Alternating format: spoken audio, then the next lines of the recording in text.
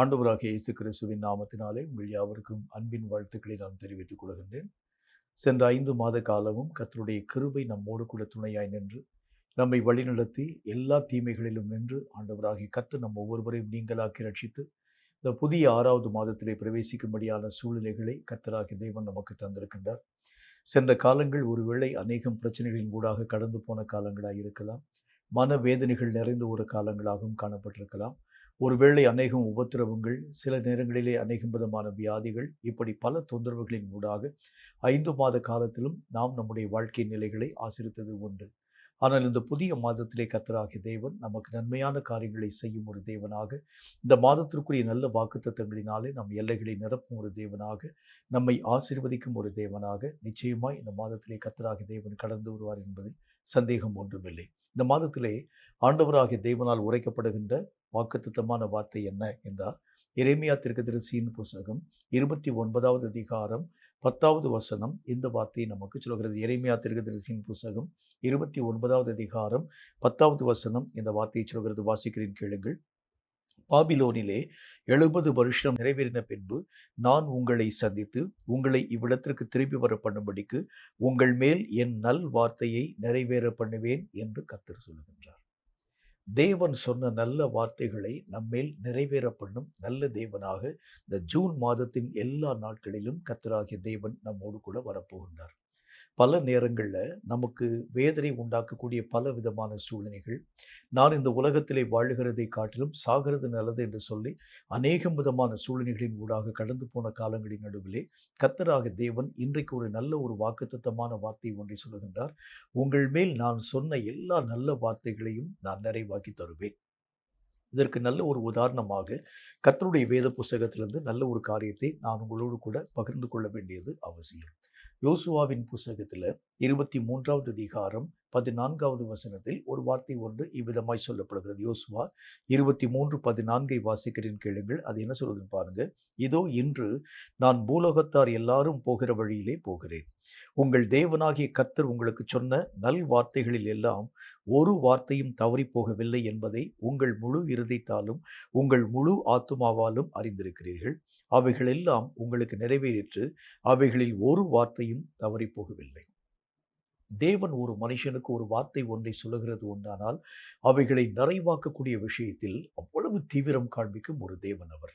அவர் என்னென்ன விதமான காரியங்களை இஸ்ரவேல் மக்களுக்கு வாக்குத்தத்தமான காரியங்களாக பேசினாரோ, ஆபிரகாமுக்கும் ஈசாக்குக்கும் யாக்கோபுக்கும் அதன் பின்பதாக வரக்கூடிய எல்லா ஜனங்களுக்கும் கர்த்தராகிய தேவன் வாக்குத்தத்தமான வார்த்தை ஒன்றை பேசினார்.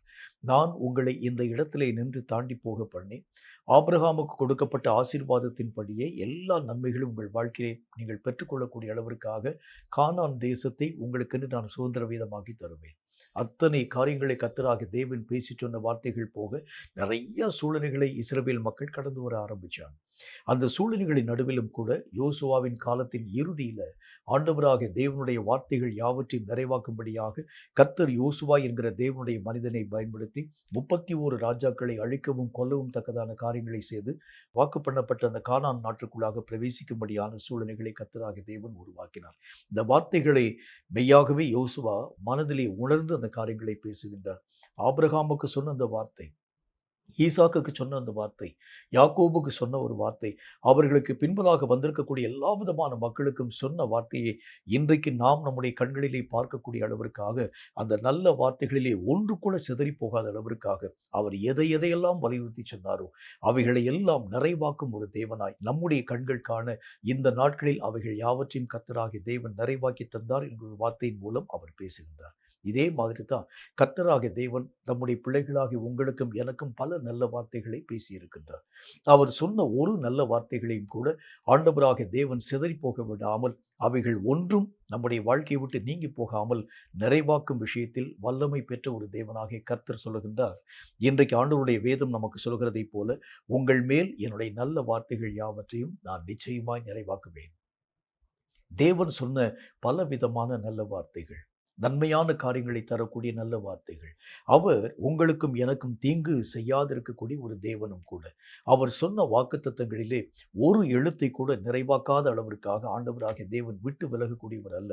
அவர் சொன்னதை அப்படியே நிறைவாக்கும், 100க்கு 100% நிறைவாக்கும் தேவனாகிய கர்த்தர் இந்த புதிய மாதத்திலே நம்மை பார்த்து சொல்லுகின்றார், உங்கள் மேல் என் நல் வார்த்தைகளை நான் நிறைவேற பண்ணுவேன் என்கிறதை பற்றி. கர்த்தராகிய தேவன் பேசின நல்ல வார்த்தைகளை குறித்து கர்த்தருடைய வேதம் என்ன காரியத்தை நமக்கு சொல்கிறது பாருங்கள். பல விஷயங்களை கர்த்தர் பேசியிருக்கின்றார். அதில் குறிப்பாக சில காரியங்களை நான் உங்களோடு கூட பேச ஆசைப்படுகின்றேன். ஆகாய் தீர்க்கதரிசியின் புஸ்தகத்தில் 2வது அதிகாரம் 19வது வசனம் இந்த வார்த்தையை நமக்கு சொல்கிறது. ஆகாய் 2வது அதிகாரம் 19வது வசனம் இந்த வார்த்தையை சொல்கிறது. வாசிக்கிறேன் கேளுங்கள். களஞ்சியத்தில் இன்னும் விதை தானியம் உண்டு, திராட்சை செடியும் அத்தி மரமும் மாதுளஞ்செடியும் ஒலிவ மரமும் கனி கொடுக்கவில்லையே, நான் இன்று முதல் உங்களை ஆசீர்வதிப்பேன். தேவன் சொன்ன முதல் நல்ல வார்த்தை என்ன அப்படின்னா, இன்று முதல் நான் உங்கள் எல்லைகளிலே என் ஆசீர்வாதத்தை விளங்க பண்ண போகின்றேன். இத்தனை காலங்கள் பரியந்தம் அநேகம் சாபங்கள், அநேகம் பிரச்சனைகள், நம்முடைய வாழ்க்கையை வாட்டி வதைக்கக்கூடிய அளவிற்கு வறுமைகள், அநேகம் விதமான வியாதிகள், தொந்தரவுகள், அநேகம் விதமான கொடுக்கல் வாங்கல்களின் நிமித்தமாக நிறைய பகைகள், உற்றார் உறவின மக்களால் பகைக்கப்படக்கூடிய சூழ்நிலைகள் என்று சொல்லி பல கண்ணீர் நிறைந்த காலங்களின் ஊடாக கடந்து போன அந்த நிலைகளை நாம் பார்க்க வேண்டும். ஆனால் கர்த்தர் இன்றைக்கு நல்ல ஒரு வாக்குத்தத்தமான வார்த்தையை ஒன்றை சொல்லுகின்றார், நல்ல வார்த்தையை ஒன்றை சொல்லுகின்றார். நான் இன்று முதல் உங்களை ஆசீர்வதிக்கப் போகின்றேன். தாவீது தன்னுடைய வாழ்க்கையிலே அநேக விதமான நன்மையான காரியங்களை இழந்து போனவனாய், தன்னுடைய உயிரை கையிலே பிடித்துக் கொண்டு இஸ்ரவேல் மக்களுக்கு நல்ல ஒரு ரட்சிப்பை தரக்கூடிய அளவிற்காக கோலியாத்திற்கு விரோதமாக யுத்தத்தின் ஊடாக கடந்து போன தாவீது. ஆனால் இன்றைக்கு நன்றி மறைந்த அந்த சவுல் அரசன் தாவீதை கொலை செய்யும்படிக்காக தொடர்ந்து பிடிக்கும்படிக்காய் கடந்து போகின்றார். எங்கு தாவீதினுடைய நடமாட்டம் காணப்பட ஆரம்பித்தாலும் அவனை வெட்ட வேண்டும், கொல்ல வேண்டும் என்கிறதற்காக ஒரு கூட்டம் படை சார்ந்த மக்களை அழைத்து கொண்டு போய் இந்த தாவீது நடமாடக்கூடிய இடங்கள் எல்லாவற்றிலும் கடந்து போய் அவனுடைய காலடிகள் எங்கெங்கெல்லாம் மெய்யாகவே காணப்படுகிறது என்பதை ஆராய்ந்து பார்த்து சொல்லி அவனை மெய்யாகவே நிர்மூலமாக்க வேண்டும். ஏனென்றால் என்னுடைய பட்டத்தினுடைய காரியங்களை அவன் வசமாய் அவன் ஒருவேளை எடுத்துக்கொள்வான் என்பதற்காக பயந்து போய் சவுல் தாவீதினுடைய ஜீவனை வாங்கும்படிக்காய் பின்தொடர்ந்தே கடந்து வர ஆரம்பித்தார். ஒரு மலையினுடைய 2 பக்கத்தில் அவங்க நடந்து போறாங்க. ஒரு பக்கத்தில் தாவீதும், இன்னொரு பக்கத்தில் இந்த சவுலும் கடந்து போறாங்க. போகக்கூடிய நேரத்தில் சவுல் இதோ தாவீதை பிடித்தாகிவிட்டது என்று சொல்லக்கூடிய நேரத்தில் ஒரு செய்தி வந்த அந்த காரியத்தை நிமித்தமாக, பெலிஸ்திய ஜனங்கள் இஸ்ரவேலை பிடிக்கும்படிக்காய் வந்து விட்டார்கள் என்கிற செய்தி நிமித்தமாக தாவீதை விட்டு சவுல் ஒரே ஓட்டமாய் விலகி தன்னுடைய தேசத்தை காப்பாற்றும்படிக்காய் போனான். தாவீதுக்கு அந்த நேரம் எப்படி இருக்கும் பாருங்க, மரணத்துக்கு பக்கத்தில் கடந்து போய் தன்னுடைய ஜீவனை காப்பாற்றப்படக்கூடிய அந்த ஒரு நிலை. இந்த மாதிரி பல நேரங்களில் நம்முடைய வாழ்க்கையிலே பல சூழ்நிலைகள் அவ்வளவுதான் முடிஞ்சு போயிடுச்சு நம்முடைய வாழ்க்கை. இனி நம்முடைய வாழ்க்கையிலே வழி ஒன்றுமே இல்லை, காப்பாற்றப்படுகிறதற்கு மார்க்கம் ஒன்றுமே இல்லை.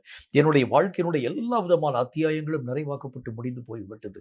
இனி என்னால் செய்யக்கூடிய பிரயாசத்தினுடைய காரியம் ஒன்றுமே இல்லைன்னு சொல்லி வாழ்க்கையினுடைய முடிவிலே நீங்கள் கடந்து போக ஆரம்பித்தாலும் அங்கும் ஒரு புதிய வழியை உருவாக்கும் கர்த்தர் சொல்கின்றார், இன்று முதல் நான் உன்னை ஆசீர்வதிப்பேன் என்று. உனக்கு உனக்கு மார்க்கமே இருக்காது, வழியே இருக்காது. என்றாலும் கர்த்தராகிய தேவன் சொல்லுகின்றார், நீ அறியாததும் உனக்கு எட்டாததுமான புதிய காரியங்களை நான் உனக்கு உருவாக்கி தருவேன். நீ அறியாத ஒரு வழி. இந்த இடத்தில் கர்த்தராகிய தேவன் என்ன நன்மையான காரியங்களை தர முடியும்? சவுலும் அவனுடைய எல்லா விதமான வீரர்களும் எங்களை சூழ்ந்து கொண்டார்கள். அவர்களுடைய கரங்களிலே ஆயுதங்கள் உண்டு, அவர்களுடைய கரங்களிலே அதிகாரங்கள் உண்டு. அவர்கள் எங்களை வெட்டி போட்டால் கூட எங்களை கேட்கக்கூடியவர்கள் யாருமே இல்லை சொல்லக்கூடிய பயம் நிறைந்த தாவீதினுடைய வாழ்க்கை. அந்த இறுதி நேரத்தில் கர்த்தருடைய கரம் அவரை எப்படி காப்பாற்றும்படியான கிரியைகள் யாவற்றையும் செய்தது என்று பாருங்கள். இதே கர்த்தர் தான் சொல்லுகின்றார், இன்று முதல் நான் உன்னை ஆசீர்வதிக்கிறதுனாலே உன்னுடைய வாழ்க்கையிலே வந்த எல்லா விதமான சாபத்தின் சுவடுகள் கூட இல்லாத அளவிற்காக முற்றிலும் உன்னுடைய நிலைகளை நான் மெய்யாகவே மாற பண்ணுவேன் என்கிற ஒரு வார்த்தையின் மூலம் பேசுகின்றார்.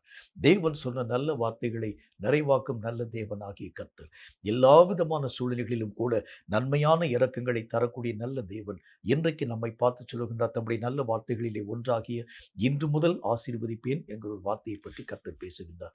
தேவன் தரக்கூடிய ஆசீர்வாதங்களை குறித்து கர்த்தருடைய வேதம் என்ன வார்த்தையை நமக்கு சொல்கிறது என்று பாருங்கள். உபாகமத்தின் புஸ்தகத்தில் கர்த்தராகிய தேவனுடைய வேத வாக்கியம் இப்படிப்பட்ட ஒரு வார்த்தை ஒன்று சொல்கிறது. 23வது அதிகாரம் 5வது வசனம் இந்த வார்த்தையை சொல்கிறது. கர்த்தருடைய வேதம் சொல்லக்கூடிய வார்த்தையை வாசிக்கிறேன். உபாகமம் 23:5 என்ன சொல்கிறது என்று பாருங்கள். உன் தேவனாகிய கர்த்தர் பிலேயாமுக்கு செவி கொடுக்க சித்தம் இல்லாமல் உன் தேவனாகிய கர்த்தர் உன்மேல் அன்பு கூர்ந்தபடியினால் உன் தேவனாகிய கர்த்தர் அந்த சாபத்தை உனக்கு ஆசீர்வாதமாய் மாற பண்ணினார். யார் யாரெல்லாம் உங்களுக்கு விரோதமாய் சாபம் சொன்னாங்க, அந்த சாபத்தை தேவன் இந்த புதிய மாதத்தில் ஆசீர்வாதமாய் மாற பண்ண போகின்றார். அவங்க பேசியிருப்பாங்க, மனசெரிஞ்சு பேசியிருப்பாங்க, இவன் இனி இவனுடைய வாழ்க்கையில எந்த நன்மையும் ஒரு நாளும் பெற முடியாது, எல்லா விதமான தன்மைக்கும் உரிய ஒரு மனிதனாய் அவன் மாற்றப்பட ஆரம்பிச்சிட்டான். இனி அவனுடைய வாழ்க்கையிலே முன்னேற்றம் என்கிறதை வரவே முடியாது. ஜனங்கள் சபிப்பாங்க, ஜனங்கள் நமக்கு விரோதமான காரியங்களை செயல்படுத்த ஆரம்பிப்பாங்க. இனி அவனுடைய தொழில் வளங்கள் எல்லாவற்றையும் நாங்கள் முடக்கக்கூடிய காரியங்களை நாங்கள் செஞ்சிட்டோம். இனி அரசாங்கத்தில் அவனுக்கு விரோதமான எல்லா விதமான காரியங்கள் யாவற்றையும் செஞ்சு முடிச்சிட்டோம். இனி அவனால் எந்த தொழிலின் கூடாகவும் கடந்து போக முடியாது, எந்த விதமான புதிய துவக்கம் அவனுடைய வாழ்க்கையில் வர முடியாது. எல்லாவற்றையும் அவன் இழந்து போய்விட்டான். ஏனென்றால் அவன் கர்த்தருடைய நாமத்தை நம்பி நம்பி நம்பி நமக்கு விரோதமான விஷயங்களை செய்ய ஆரம்பிச்சனால எங்களுடைய பலத்தை பயன்படுத்தி அவனுடைய எல்லா காரியங்களும் நாங்கள் ஒடுக்கி போட ஆரம்பிச்சிட்டோம். இனி அவனால் கிரியைகளை செய்ய முடியாது என்று சொல்லி அவர்கள் சபித்த ஒவ்வொரு இடத்தையும் ஆண்டவராகிய தேவன் சொல்லுகின்றார், அவர்கள் சாபங்களை நான் உனக்கு ஆசீர்வாதமாய் மாற்றுவேன். அந்த பிலேயாம் சபிக்கிறதுக்கு தான் வந்தான். ராஜாவாகிய பாலாக்கனுடைய வார்த்தைகளுக்கு இணங்க அவன் கொடுத்திருக்கக்கூடிய காசுகள் யாவற்றையும் வாங்கி கொண்டு இஸ்ரவேல் மக்களை எப்படியாகிலும் சபிக்க வேண்டும், அரசனுடைய மனதை நான் சந்தோஷப்படுத்த வேண்டும் என்று ஆண்டவராகிய தேவனால் அபிஷேகம் பண்ணப்பட்ட மக்களை சபிக்கும்படிக்காய் வந்த அந்த தீர்க்கதரிசியாகிய பிலேயாம். ஆனால் அவன் வந்த ஒவ்வொரு விதமான காரியங்களிலும் கர்த்தராகிய தேவன் அவனுடைய வார்த்தையை ட்விஸ்ட் பண்ணி திருத்தி ஆண்டவராகிய தேவன் சொன்னார், சபிக்கும்படியாய் சொல்லப்படக்கூடிய வார்த்தைகளை கர்த்தர் ஆசீர்வாதமாய் திரும்ப பண்ண ஆரம்பித்தார். இதுதான் கர்த்தர் செய்யக்கூடிய வழி. எந்தெந்த இடத்தில் நீங்கள் சாபமாக நினைவு கூறப்பட ஆரம்பிச்சீங்களோ, இவனுடைய முகத்திலே விழித்தாலே நமக்கு சாபம், இவன் வந்தாலே நம்முடைய வாழ்க்கையிலே எந்த விதமான நன்மையும் பெற முடியாதுன்னு சொல்லி எத்தனை பேர் உங்களை அவமானப்படுத்த ஆரம்பிச்சாங்களோ, அந்த சாபத்தை தேவன் இந்த புதிய மாதத்தில் ஆசீர்வாதமாய் மாறப்படுகிறேன் என்று சொல்லுகின்றார். கேட்கும் கர்த்தருடைய பிள்ளையே, எத்தனை காலம் உன்னுடைய வாழ்க்கை இப்படியே இருக்க போகிறது என்று சொல்லி வேதனையின் ஊடாக கடந்து போனாயே, என்னுடைய வாழ்க்கையிலே இனி எந்த விதமான திருப்புதல்களையும் பார்க்க முடியாது, என்னுடைய வாழ்க்கை இதோடு கூட முடிந்து போய்விட்டது, வாழ்க்கையினுடைய அந்த இறுதி கட்டத்திற்குள்ளாக வந்துட்டேன், இனி என்னுடைய வாழ்க்கை வாழுகிறதற்கு வழி ஒன்றுமே இல்லை என்று சொல்லி நீ பட்ட வேதனைகளுக்கு தக்கதாக அதற்கு அதிகமாக கர்த்தர் இன்னைக்கு ஒரு நல்ல ஒரு வார்த்தை ஒன்றை சொல்லுகின்றார். அவர் சொல்லுகின்றார், எல்லா சாபத்தையும் நான் உனக்கு ஆசீர்வாதமாய் மாற பண்ணுவேன். எந்தெந்த இடத்திலெல்லாம் உன்னை சாபமாக மக்கள் உன்னுடைய காரியங்கள் யாவற்றையும் நிலைவிலே கொண்டார்களோ, இவனுடைய ஒவ்வொரு விதமான விஷயமும் சாபத்தினுடைய காரியமாக காணப்படுகிறது. இவனோடு கூட பேசினாலே சாபம், இவனுடைய காரியங்கள் எல்லாம் சாபம், இவனுக்கு பக்கத்திலே உட்கார்ந்தாலே நமக்கு சாபம் என்று சொல்லி யார் யாரெல்லாம் உங்களை ஜென்ம பகையாய் பகைத்தார்களோ அவர்களுக்கு முன்பதாக அந்த சாபத்தை கர்த்தர் இந்த புதிய மாதத்திலே ஆசீர்வாதமாய் மாற்றுகிறேன் என்ற வார்த்தையின் மூலம் பேசுகின்றார். இன்று முதல் ஆசீர்வதிக்கும் நல்ல கர்த்தர் சாபத்தை ஆசீர்வாதமாய் மாற பண்ணி உங்களை ஜனங்களுக்கு முன்பதாக அவதூறான ஒரு மக்களாய் அல்ல, அவமானத்தின் சின்னமாய் அல்ல, உங்களை ஆசீர்வாதத்தின் மக்களாக தேவன் உருவாக்கி கொண்டு வருகிறதை பார்க்க போகிறீர்கள். கண்ணீரை துடைத்துக் கொள்ளுங்கள்.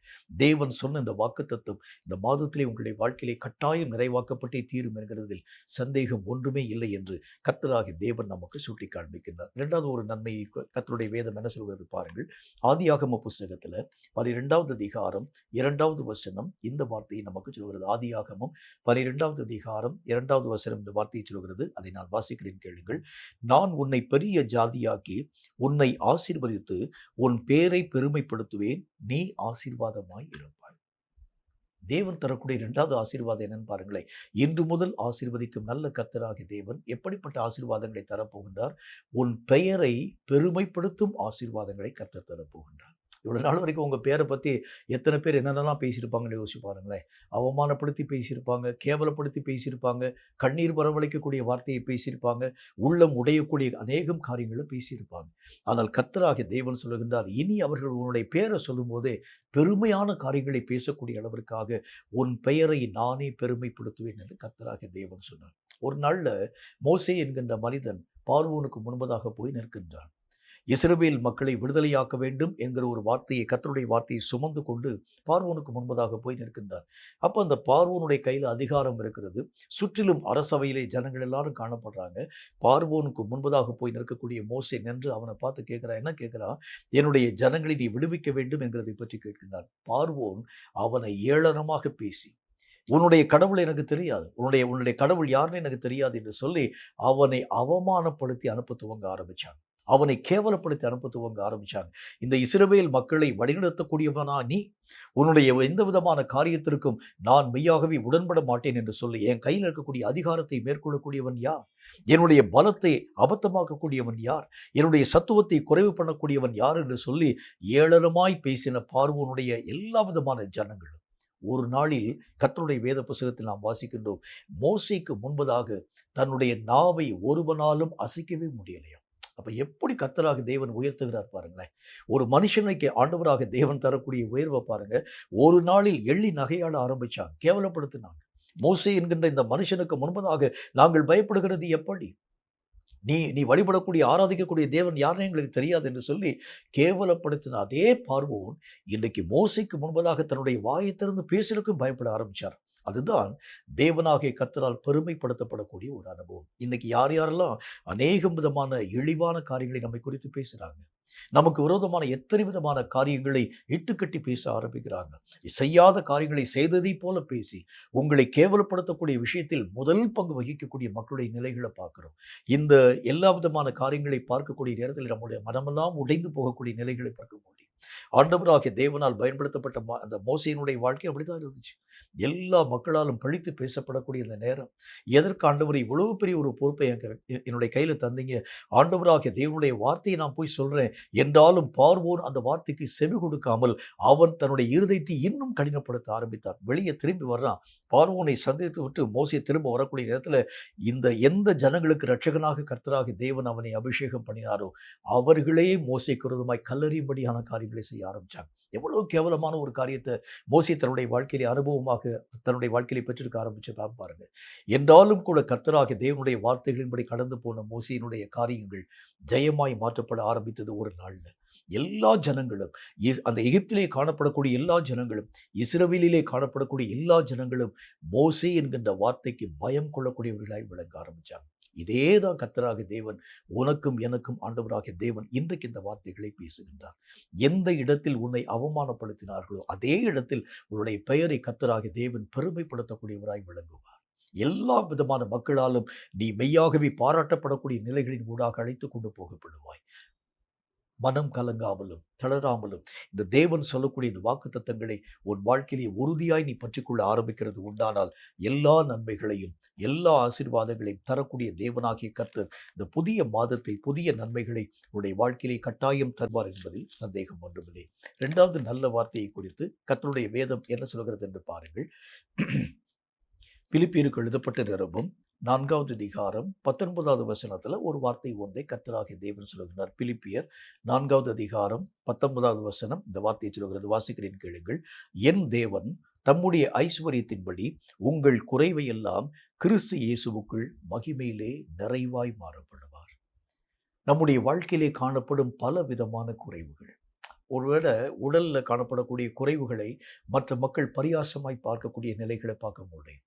சில ஜனங்கள் அந்த குறைவுபட்டிருக்கக்கூடிய மக்களை ரொம்ப கேவலமாக பேசுகிறத பார்க்க முடியும். ஏதாகிலும் ஒரு அங்கத்தில் ஒரு ஒரு ஒரு குறைவு இருக்கிறது உண்டானால் அந்த அந்த குறைவான அங்கத்தையே இழிவான காரியமாக பேசக்கூடிய நிறைய பேருடைய நிலைகளை பார்க்க முடியும். சில நேரத்தில் நம்முடைய வாழ்க்கையிலே அநேகம் விதமான நன்மைகள் குறைபடக்கூடிய நேரத்தில் அந்த குறைவை குறித்து கேவலமாய் பேசக்கூடிய அநேகம் விதமான சூழ்நிலைகளை பார்க்க முடியும். இன்றைக்கு உலகத்தில் நிறைவாக காணப்படக்கூடிய மக்களுக்கு முன்பதாக குறைவாக காணப்படக்கூடிய உங்களையும் என்னையும் ஜனங்கள் ஒரு நாளும் மதிக்கவே மாட்டாங்க. எந்த விதமான மதிப்பை மரியாதையும் எதிர்பார்க்கவே முடியாது. ஏதாவது ஒரு நல்ல ஒரு ஃபங்க்ஷன் என்று சொன்னால் உங்களை எல்லாம் கூப்பிடவே மாட்டாங்க. இவனுடைய கையில் காசு இல்லை, இவனுடைய கையில் பொருள் இல்லை, இவனுடைய கரங்களில் எந்த விதமான நன்மையும் கிடையாது, இவனை அழைக்கிறது அட்மோஸ்ட் வேஸ்ட் என்கிறதை பற்றி அவர்கள் தன்னுடைய மனதிலே யோசித்து உங்களை ஏளனமாய் இழிவாய் இழிவுபடுத்தக்கூடிய நிலைகளின் ஊடாக அழைத்து கொண்டு போகிறதை பார்க்க முடியும். கர்த்தருடைய வசனத்தில் என்ன போட்டு பாருங்க, என் தேவன் தம்முடைய ஐஸ்வர்யத்தின்படியே உங்களுடைய எல்லா குறைவுகளையும் கிறிஸ்து இயேசுவுக்குள் மகிமையிலே அவர் நிறைவடைய பண்ண போகின்றார். எந்தெந்த இடத்தில் ஜனங்கள் உங்களை குறைவாய் பேச ஆரம்பிச்சாங்களோ அதே இடத்தில் தேவனாகிய கர்த்தர் உங்கள் தலையை உயரப்படுகிறதுனால உங்களை அவர்கள் வருந்தி அழைக்கக்கூடிய அளவிற்காக, உங்களுடைய பெயரை அவர்கள் பெருமைப்படுத்தக்கூடிய அளவிற்காக, நீங்க வந்தால் தான் எங்களுக்கு ஆசீர்வாதம் என்று சொல்லக்கூடிய அளவிற்காக தம்முடைய மகிமையிலே அவர் உங்களுடைய காரியங்கள் எல்லாவற்றையும் நிறைவாய் மாற பண்ண போகிறேன் என்று சொல்லுகின்றார். இஸ்ரவேல் மக்களுடைய வாழ்க்கையிலே குறைவுபடக்கூடிய அந்த காலங்கள், வசனத்தில் என்ன போட்டு பாருங்க, அந்த நாட்களிலே காணப்பட்டிருக்கக்கூடிய கானானிய மக்கள், அந்த வாழ்க்கையினுடைய நிலைகள் எல்லா விதமான மக்களையும் பார்க்கிறோம். அவங்கலாம் பார்த்தீங்கன்னா, ஜன திரட்சியாக காணப்படக்கூடிய மக்கள், ஜனம் பெருத்த நாடுகள், அந்த அந்த நாடுகளாக காணப்பட்டிருக்கக்கூடிய அந்த தேசம். அப்ப இந்த இஸ்ரவேல் மக்கள் ரொம்ப குறைவாக காணப்படக்கூடிய ஜனங்கள், ரொம்ப எண்ணிக்கைக்கு உட்படுத்தப்பட்ட ஜனங்கள் தான். இந்த ஜனங்களை காணக்கூடிய எல்லா விதமான கானான் மக்களும் அவர்களை குறித்து கேவலமாய் நினைவு கூற ஆரம்பிச்சாங்க. ஆனால் இந்த இஸ்ரவேல் மக்களை ஆண்டவராகிய தேவன் மெய்யாகவே உயர பண்ண ஆரம்பிச்சனால நடந்த காரியம் என்ன தெரியுமா? இஸ்ரவேல் ஜனங்களை கண்ட எல்லா விதமான கானானியர்களும் நடுக்கத்தின் ஊடாக கடந்து போக ஆரம்பிச்சாங்க. இந்த வசனத்தில் என்ன போட்டிருக்கு? ஆண்டவராகிய தேவனுடைய நாமத்தினால யோர்தானை அவர்கள் கடந்து வந்து ராகாப் என்கிற வேசியினுடைய வீட்டில தங்கியிருக்கிறாங்க. அந்த வேசியோட வந்து பேசக்கூடிய நேரத்துல அந்த அம்மா வந்து ஒரு வார்த்தை சொல்றாங்க. நீங்கள் கர்த்தருடைய நாமத்தினாலே நீங்கள் செய்த யுத்தங்கள் யாவற்றையும் கேள்விப்படக்கூடிய நேரத்திலே ஜனம் பெருத்த தேசமாய் காணப்படக்கூடிய எங்கள் கானானியருடைய மனமெல்லாம் தண்ணீராய் கரைந்து போயிட்டுன்னு சொன்னாங்க. அதுதான் குறைவை நிறைவு பண்ணக்கூடிய தேவனாகிய கர்த்தர். நீங்க வந்து அது குறைவாக காணப்படக்கூடிய மக்கள். ஆனா உங்க பேரை கேட்டாலே ஜனங்களுடைய மனமெல்லாம் தண்ணீராய் கரைந்து போகக்கூடிய அளவிற்காக அதுதான் தேவன் தரக்கூடிய ஒரு உயர்வு. தேவன் தரக்கூடிய ஒரு மேன்மை. நீ ஒருவேளை குறைவான ஒரு ஜனமாய் காணப்பட ஆரம்பித்தாலும் உன்னை தேவன் தம்முடைய மகிமையிலே நிறைவுள்ளவனாய் உருவாக்கி கொண்டு வருகிறதை பார்க்க முடியும். கேட்கும் கர்த்தருடைய பிள்ளையை, யார் யாரெல்லாம் உங்களை அவமானப்படுத்துறாங்களோ கவலைப்படாதீங்க. இந்த புதிய மாதத்துல தேவனாகிய கர்த்தர் நன்மையான காரியங்களை தருகிறதுனாலே, நிறைவை உங்களுடைய வாழ்க்கையிலே தருகிறதுனாலே, அநேகம் விதமான நன்மையான காரியங்களை, ஆசீர்வாதங்களை தடையில்லாமல் உங்கள் வாழ்க்கையிலே பெற்றுக்கொள்ள முடியும் என்று கர்த்தராகிய தேவன் நமக்கு சுட்டி காண்பிக்கின்றார். நிறைவுன்னு சொல்லும்போது எந்தெந்த நிறைவுகள் எல்லாவற்றையும் கர்த்தர் நம்முடைய வாழ்க்கையை உருவாக்கப் போகின்றார் என்று பாருங்கள். 2 ராஜாக்களின் புஸ்தகத்தில் 4வது அதிகாரம் 3 முதல் 7 வரைக்கும் இருக்கக்கூடிய வசனங்கள் இந்த வார்த்தை நமக்கு சொல்லுகிறது. 2 ராஜாக்கள் 4வது அதிகாரம் 3 முதல் 7 வரை இருக்கக்கூடிய வசனங்களை வாசிக்கிறேன். அது என்ன சொல்லுது பாருங்க. அப்பொழுது அவன், நீ போய் உன்னுடைய அயல் வீட்டுக்காரர் எல்லாரிடத்திலும் அநேகம் வெறும் பாத்திரங்களை கேட்டு வாங்கி, 4வது வசனம், உள்ளே போய் உன் பிள்ளைகளுடன் உள்ளே நின்று கதவை பூட்டி அந்த பாத்திரங்கள் எல்லாவற்றிலும் வார்த்து நிறைந்ததை ஒரு பக்கத்தில் வை என்றான். 5வது வசனம், அவள் அவனிடத்தில் போய் தன் பிள்ளைகளுடன் கதவை பூட்டிக் கொண்டு இவர்கள் பாத்திரங்களை அவளிடத்தில் கொடுக்க அவள் அவைகளில் வார்த்தாள். 6வது வசனம், அந்த பாத்திரங்கள் நிறைந்த பின் அவள் தன் மகன் ஒருவனை நோக்கி இன்னும் ஒரு பாத்திரம் கொண்டு வா என்றாள். அதற்கு அவன் வேறே பாத்திரம் இல்லை என்றான். அப்பொழுது எண்ணெய் நின்று போயிற்று. 7வது வசனம், அவள் போய் தேவனுடைய மனுஷனுக்கு அதை அறிவித்தாள். அப்பொழுது அவன், நீ போய் அந்த எண்ணெயை விற்று உன் கடனை தீர்த்து மீந்ததை கொண்டு நீயும் உன் பிள்ளைகளும் ஜீவனம் பண்ணுங்கள் என்றான். குறைவிலே நிறைவை தரும் ஒரு தேவன். தன்னுடைய வாழ்க்கையெல்லாம் முடிஞ்சு போயிடுச்சுன்னு அந்த அம்மா நினைச்சாங்க. எல்லா விதமான காரியத்திலும் தன்னுடைய வாழ்க்கையினுடைய ஒவ்வொரு விதமான காரியத்தில் அதில் வந்து 2வது வசனத்தை வாசிக்கிற பாருங்களேன். தீர்க்கதரிசிகளின் புத்திரர்களிலே ஒருவனுக்கு மனைவியாய் இருந்த ஒரு ஸ்திரீ எலிசாவை பார்த்து, உமது அடியானாகி என் புருஷன் இறந்து போனான், உமது அடியான் கர்த்தருக்கு பயந்து நடந்தான் என்பதை அறிவீர். கடன் கொடுத்தவன் இப்போது என் 2 குமாரரையும் தனக்கு அடிமைகளாக்கி கொள்ளும்படிக்காக வந்தான். இப்போ என் கையில் கொடுக்கறதுக்கு நிர்வாகம் ஒன்றுமே இல்லை.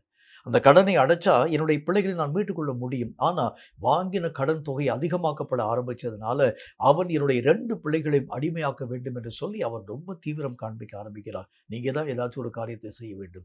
உடனே ஆண்டவராகிய தேவனுடைய நாமத்தினால அந்த தீர்க்கதரிசி ஒரு வார்த்தை சொல்றாரு. பக்கத்து வீட்டில் போய் நிறைய அநேக விதமான அதாவது அந்த பாத்திரங்கள் யாவற்றை நீ வாங்கி கொண்டு வந்து இந்த எண்ணெயை நீ வார்த்து வை என்கிறதை பற்றி அவன் பேச ஆரம்பிக்கின்றார்.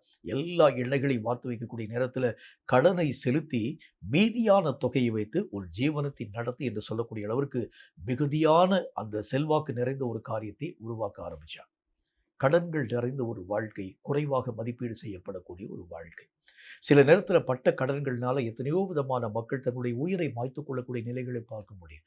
வாங்கின கடனை கொடுக்க முடியலங்க, வாங்கின அந்த காரியத்தை அடைக்க முடியல, வட்டியின் மேல் வட்டி போட்டு எங்களை அவர்கள் நெருக்க ஆரம்பிக்கிறதுனால எங்கள் ஜீவன் மெய்யாகவே அழிக்கப்படக்கூடிய அளவிற்கு வேறு வழியே இல்லை. இப்போ செய்தித்தாளில் நிறைய விஷயத்தை நீங்கள் பார்க்க முடியும். வாங்கின கடனை கட்ட முடியாமல் குடும்பத்தோடு கூட அவர்கள் மெய்யாகவே தன்னுடைய ஜீவனை மாய்த்து கொண்ட நிறைய செய்திகளை பார்க்க முடியும். ஒருவேளை இந்த செய்தியை கேட்கக்கூடிய உங்களுடைய வாழ்க்கையில கூட கடன் பாரம் நம்முடைய வாழ்க்கையை அழுத்தக்கூடிய ஒரு நிலையாக இருக்கிறத பார்க்கலாம். நம்முடைய வாழ்க்கையில எத்தனை விஷயத்தை நான் செய்ய ஆரம்பித்தாலும் அதில் ஒரு ஆசீர்வாதத்தை பார்க்க முடியல. அதனால இங்கும் அங்கும் கடன் வாங்கி வாங்கி வாங்கி இந்த தொழிலை விருத்தியாக்க வேண்டும் என்று சொல்லி யோசித்து நான் கடன் வாங்கி வாங்கி செலுத்த முடியாத ஒரு நெருக்கமான ஒரு சூழலின் ஊடாக வந்துட்டேன். இப்ப நான் என்ன செய்ய முடியும்? அடுத்து என்ன செய்யணும்னு தெரியல. இந்த மாதம் கட்ட வேண்டிய டியூவ கட்ட முடியல. ஆகவே இந்த மாதத்திலே கட்ட வேண்டிய டியூவுக்காக வீட்ல அந்த வீட்டு வாசல்ல வந்து கடன்காரன் வந்துருவான். ஒருவேளை என்ன காரியம் செய்வான்னு எங்களுக்கு தெரியாது. ஆகவே இப்படிப்பட்ட நிலைகளிலே தள்ளப்பட்டிருக்கக்கூடிய அநேகம் விதமான மக்கள் எடுக்கக்கூடிய ஒரே முடிவு, சாவு ஒன்றுதான் வழி என்று சொல்லி. நிறைய பேருடைய செய்தித்தாள நிறைய பேருடைய இந்த சாவை உங்களாலும் என்னாலும் வாசித்திருக்க முடியும். இப்ப கர்த்தர் என்ன சொல்லுகின்றார்? ஆண்டவராகிய தேவன் உங்களுடைய குறைவை நிறைவாக்கும் ஒரு தேவன்.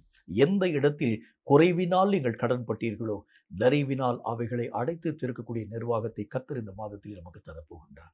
வாங்கின கடனை கொடுக்க முடியல. ரொம்ப கஷ்டப்பட ஆரம்பிச்சு இப்ப இப்ப என்ன நடக்குது பாருங்க. ஆண்டவராகிய தேவனுடைய மனுஷன் சொல்றான், "உன்னுடைய கடனை முதல் காரியம் அடை. உன்னுடைய ஜீவனத்திற்கு உண்டான மற்ற எல்லா விதமான பொருளையும் பயன்படுத்தி உன்னுடைய ஜீவனத்தை அந்த காலங்கள் தோறும் நடத்தக்கூடிய அளவிற்கு கர்த்தர் மிகுதியான நன்மைகளை தந்திருக்கிறார் என்பதை பற்றி அவன் பேச ஆரம்பித்தார். ஆண்டவராகிய தேவனை நோக்கி நீங்க ஜெபிக்க ஆரம்பிச்சா, கடன் கொடுக்கக்கூடிய அளவுக்கு காசு கொடுக்கிறது இல்ல. கடன் கொடுத்த பிறகு உங்கள் குடும்ப வாழ்க்கையை நீங்கள் நடத்தக்கூடிய அளவிற்கு நிர்வாகத்துக்கு தேவையான அநேக விதமான வழிகளையும் கர்த்தராகிய தேவன் தருவார். நீங்க கேட்கிற ஒரு பங்கு தான். ஆனால் தேவன் தரக்கூடிய ஆசீர்வாதம் நிறைவான இரண்டத்தனையான மகிமையை தேவன் நம்முடைய வாழ்க்கையிலே தருவார். கடன் வாங்கி செலுத்த முடியாம ஒரு வேளை இங்க கஷ்டப்பட ஆரம்பிச்சாங்க. இப்போ உங்களுக்கு நல்லாவே தெரியும். கூப்பிட்டு கடன் கொடுக்கக்கூடிய நிலை உங்களுக்கு நல்லாவே தெரியும். கடன் வாங்கியிருக்கக்கூடிய எத்தனையோ விதமான மக்களுடைய வாழ்க்கையில அவர்கள் அழிவை சந்தித்திருக்கக்கூடிய மக்களுடைய நிலைகளை உங்களாலும் என்னாலும் பார்க்க முடியும். ஆனா கர்த்தர் சொல்லுகின்றார், இந்த மாதத்திலே நான் உன்னுடைய கடன்களை அடைக்கக்கூடிய நிர்வாகத்தையும் தந்து மீதியான துணிக்கைகளை எடுத்து உன்னுடைய ஜீவனம் முழுவதையும் நீ நடத்தக்கூடிய அளவிற்கான சூழ்நிலைகளை நான் உருவாக்கி தருவேன். நீ இனி வரக்கூடிய நாட்களில் கடன் கொடுத்தவனுக்கு வாங்கினவன் அடிமை என்கின்ற அந்த பதமே நீக்கப்பட்டு ஆண்டவராகிய தேவனுக்கு அடிமையாக நீ மாற்றப்படவும் எல்லா விதமான கடன்களையும் தீர்த்து விடுதலையான ஒரு வாழ்க்கை வாழவும் தக்கதான சூழ்நிலைகளை இந்த மாதத்தில் கர்த்தராகிய தேவன் உருவாக்கி தரப்போகின்றார். இன்னும் ஒரே ஒரு வார்த்தை நான் சொல்லி முடிக்கிறேன். லூக்கா எழுதின சுவிசேஷத்தில் 5வது அதிகாரம் 5, 6 ஆகிய வசனங்கள் இந்த வார்த்தையை நமக்கு சொல்கிறது. லூக்கா எழுதின சுவிசேஷம் 5வது அதிகாரம் 5, 6 ஆகிய வசனங்கள் இந்த வார்த்தையை சொல்கிறது. வாசிக்கிறேன் கேளுங்க. அதற்கு சீமோன், ஐயரே, முழுவதும் நாங்கள் பிரயாசப்பட்டும் ஒன்றும் அகப்படவில்லை. ஆகிலும் உம்முடைய வார்த்தையின்படி வலையை போடுகிறேன் என்றார். 6வது வசனம், அந்தபடியே அவர்கள் சென்று தங்கள் வலை கிழிந்து போகத்தக்கதாக மிகுதியான மீன்களை பிடித்தார்கள். ஒரு மனுஷனுடைய பிரயாசத்திற்கு பலனை தருகிறவர் கர்த்தர். ரொம்ப பிரயாசப்பட்டு குறைவான காரியங்களை பெற ஆரம்பிக்கிறது உண்டானால் நம்முடைய வாழ்க்கை நஷ்டத்தின் ஊடாக கடந்து போகிறத பார்க்க முடியும். ஆனால் கர்த்தராகிய தேவன் சொல்லுகின்றார், ராத்திரி முழுசு அவங்க வந்து பல முறை பிரயாசப்பட்டாங்க. ஆனால் கர்த்தருடைய வார்த்தையின்படி ஒரே ஒரு முறை தான் அவங்க வந்து வலைய போட்டாங்க.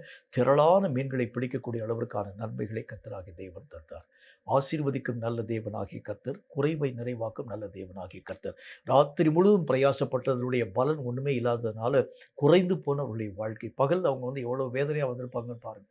பகலில் வரக்கூடிய நேரத்தில் ஒரு ஒரு போட்டை இயக்கக்கூடிய ஒரு மனுஷன் காலையில் கரையை நோக்கி வரக்கூடிய நேரத்தில் அவ்வளோ சந்தோஷமாய் வருவான். ராத்திரி பட்ட பிரயாசத்துக்குரிய பலன்லாம் வந்துருச்சு. என்னுடைய குடும்பத்துக்கு தேவையான எல்லா தேவைகளும் சந்திக்கப்பட்டாயிற்று. ஆழ்கடலில் போய் நான் வந்து மீன் பிடிக்க ஆரம்பித்தேன். திரளான மீன்கள் என்னுடைய வலையிலே வந்து மெய்யாகவே மாட்டிக்கொள்ள ஆரம்பித்தது. இதை விற்று என்னுடைய தேவைகள் எல்லாவற்றையும் சந்திப்பேன் என்று சொல்லி சந்தோஷமாய் வரக்கூடியவர்கள்.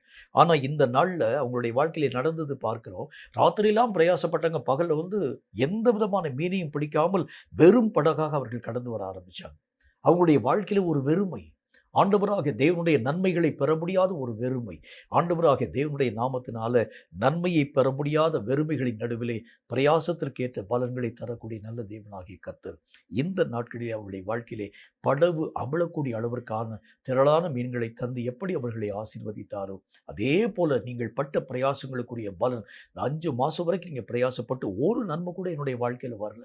நிறைய முதலீடு போட்டேன், நிறைய காரியத்தை செஞ்சேன், ஆனால் ஒரு பலனை கூட என்னுடைய வாழ்க்கையில் பெற முடியலன்னு சொல்லி ஒருவேளை நீங்கள் ஏக்கத்தின் ஊடாக கடந்து போக ஆரம்பித்தால் இந்த 6வது மாதமாகிய ஜூன் மாதத்தில் நீங்கள் 5 மாதம் பட்ட பிரயாசத்திற்கு உரிய பலன்களையும் அதற்கு மிகுதியான நன்மைகளையும் தேவனாகிய கர்த்தர் உங்களுக்கு தரப்போகிறார். எப்படி தரப்போகின்றார்? உங்களுடைய படகே அமிழக்கூடிய அளவிற்காக திரளான மீன்களினால் உங்கள் எல்லைகளை கர்த்தர் நிரப்ப போகிறார். கேட்கும் கர்த்தருடைய பிள்ளைகளே, எதை குறித்து நீங்கள் கவலைப்பட ஆரம்பிக்கிறீங்க? எது உங்களுடைய வாழ்க்கையிலே விசனமாய் காணப்பட ஆரம்பிக்கிறது? தேவன் சொன்ன ஒரு நல்ல வார்த்தையை கூட ஆண்டவராகிய தேவன் தரையிலே விழும்படி அனுமதிக்கிறவர் அல்ல. அவர் சொல்லக்கூடிய ஒவ்வொரு வார்த்தைகளையும் நிறைவாக்கும் ஒரு தேவன். அவர் சொல்லுகின்றார், உங்கள் மேல் என் நல் வார்த்தைகளை நான் நிச்சயமாய் நிறைவாக்க பண்ணுவேன். இந்த நிறைவாக்கக்கூடிய தேவனாகிய கர்த்தர் அவர் சொன்னார், இன்று முதல் உங்களை ஆசீர்வதிப்பேன் என்று. ஆண்டவராகிய தேவனுடைய நாமத்தினாலே நம்முடைய குறைவுகள் எல்லாவற்றையும் நிறைவாக்குவேன் என்கிற நல்ல வார்த்தைகளை கர்த்தர் நம்மோடு கூட பேசினார். இந்த வார்த்தைகளை கேட்ட உங்கள் வாழ்க்கையிலே இந்த புதிய மாதமாக ஜூன் மாதத்தில் தேவன் தரும் சகல நன்மைகளினால் நீங்கள் நிரப்பப்பட்டு எந்த இடத்தில் உங்களுடைய தலை தாழ்த்தப்பட்டு போயிற்றோ அதே இடத்தில் உயர்வையும், எந்த இடத்தில் நீங்கள் சாபமாக நினைவு கூறப்பட ஆரம்பித்தீர்களோ அதே இடத்தில் மேன்மையும், எந்த இடத்தில் கடன் வாங்கி செலுத்த முடியாமல் நீங்கள் கஷ்டப்பட ஆரம்பிச்சீங்களோ உங்கள் குறைவையெல்லாம் நிறைவாக்கும் ஒரு தேவனாக, எந்த இடத்தில் நீங்கள் மிகுதியாய் பிரயாசப்பட்டாலும் பலன்களை பெற முடியாமல் நீங்கள் கடந்து போனீங்களோ அதே இடத்திலே ஆண்டவராகிய தேவன் நீங்கள் பட்ட பிரயாசத்துக்குரிய பலன்களை மிகுதியாய் தருகிறதையும் இந்த மாதத்தில் உங்கள் வாழ்க்கையிலே பெற்றுக்கொள்ளப் போகிறீர்கள். கேட்கும் கர்த்தருடைய பிள்ளையே, இந்த வாக்குத்தத்தங்களை உங்கள் வாழ்க்கையில் நீங்கள் சுதந்திரமாக்கி கொண்டு கர்த்தராகிய தேவனை நோக்கி நீங்கள் ஜெபிக்க ஆரம்பிக்கிறது உண்டால் நீங்கள் சொன்ன நல்ல வார்த்தைகளை என்னுடைய வாழ்க்கையிலே இந்த புதிய மாதமாகிய ஜூன் மாதத்திலே நிறைவாக்கி தாரும் என்று சொல்லி கர்த்தரை நோக்கி நீங்கள் ஜெபிக்கிறது உண்டானால் தேவன் சொன்ன எந்த வார்த்தைகளிலே ஒன்றையும் கூட ஆண்டவராகிய தேவன் தரையிலே விழவிடாமல் அவைகள் ஒவ்வொன்றையும் கர்த்தர் உங்கள் வாழ்க்கையிலே நிறைவாக்கி தருவார் என்பதில் சந்தேகம் ஒன்றுமில்லை. தலைகளை தாழ்த்தி கண்களை மூடி கர்த்தரை நோக்கி நாம் ஜெபம் செய்வோம். சர்வ வல்லமுள்ள ஆண்டவராகிய கர்த்தாவே, உம்முடைய வேத வாக்கியம் சொல்லக்கூடிய வார்த்தையின் அடிப்படையில் உங்கள் மேல் என் நல் வார்த்தைகளை நிறைவேற்றுவேன் என்று ஆண்டவராகிய தேவன் சொன்னீரே. நீர் சொன்ன நல்ல வார்த்தைகளாக காணப்படுகின்ற இன்று முதல் ஆசீர்வதிப்பேன் என்றும் உங்கள் குறைவுகளை நிறைவாக்குவேன் என்றும் நீர் சொன்ன வாக்குத்தத்தங்களுக்காக நன்றி. இந்த வார்த்தைகளின் மூலம் எங்கள் வாழ்க்கையிலே ஒரு புதிய மாற்றத்தை உருவாக்கி தருகிறதாக ஆண்டவராகிய தேவன் எங்களுக்கு சொன்னீரே. எங்கள் சாபங்களை ஆசீர்வாதமாய் மாறப்பண்ணுகின்ற தேவனாகிய கர்த்தர், எங்கள் பெயரை பெருமைப்படுத்தும் தேவனாகிய கர்த்தராக இந்த மாதத்திலே நீர் எங்களை ஆசீர்வதிக்கும் தேவனாக, உம்முடைய நல்ல வார்த்தைகளிலே ஒன்றையும் சிதற விடாமல் நிறைவாக்கும் தேவனாக கடந்து வருகிறேன் என்று எங்களோடு கூட பேசி சொன்ன ஒவ்வொரு காரியத்திற்காக நன்றி. மட்டுமல்லாமல் எங்களுடைய குறைவுகள் எல்லாவற்றையும் நிறைவாக்கும் ஒரு தேவனாக கர்த்தருடைய நாமத்தினாலே தீர்க்கதரிசியினுடைய மனைவி அழுது புலம்பி கடன்பட்ட அந்த காரியத்தின் நிமித்தம் என்னுடைய 2 பிள்ளைகளையும் அவர்கள் சிறையாக்கி கொண்டு போகிறேன் என்ற வார்த்தைகளின் படியே என்னுடைய மனம் வேதனைப்படுகிறது என்று சொல்லக்கூடிய அந்த வார்த்தைகளின் அடிப்படையில் கர்த்தராகிய தேவன் கடனை அடைக்கக்கூடிய நிர்வாகத்தையும் இனி தொடர்ந்து குடும்பங்களை நடத்தக்கூடிய அளவிற்கு மிகுதியான நன்மைகளையும் தந்ததைப் போல இந்த வார்த்தைகளை கேட்கக்கூடிய உடைய பிள்ளைகளுடைய வாழ்க்கையிலே எத்தனை கடன்களை வாங்கி செலுத்த முடியாமல் அவங்க கடந்து போக ஆரம்பிச்சிருந்தாலும் இந்த புதிய மாதத்தில் நீ சொன்ன வார்த்தைகள் அவர்களுடைய வாழ்க்கையிலே அப்படியே நிறைவாக்கப்பட கிருபை தந்து ஆசீர்வதிக்க வேண்டும் என்று நான் ஜெபிக்கிறேன். மிகுதியாக நான் பிரயாசப்பட்டேன், அதனுடைய பலன் என்னுடைய வாழ்க்கையில் வரலன்னு சொல்லி ஒருவேளை வேதனைப்படக்கூடிய அந்த நிலையோடு கூட அவர்களுடைய நிலைகள் காணப்பட ஆரம்பித்தாலும் நீ சொன்ன வார்த்தையின்படியே அந்த பேதுரு அப்போஸ்தலர் முதல் நாள் இரவு முழுவதும் பிரயாசப்பட்டால் பலன் ஒன்றுமே வரல.